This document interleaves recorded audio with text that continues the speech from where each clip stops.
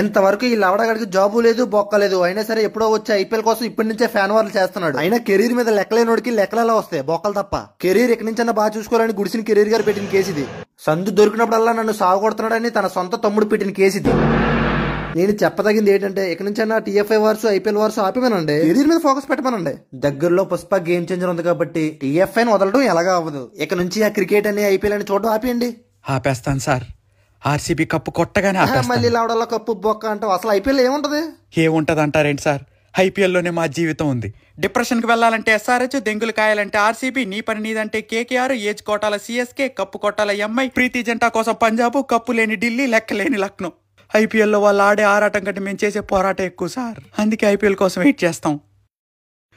మాకున్న డిప్రెషన్ ఏ దేవుడు తీర్చడు కాబట్టి, వీళ్ళిద్దరు పెట్టే కష్టాలు నేను భరించలేకుండా ఉన్నాను కాబట్టి, వీళ్ళిద్దరి నుంచి తప్పించుకోవడానికి గత్యంతరం లేక నేను ఐపీఎల్ చూస్తున్నాను.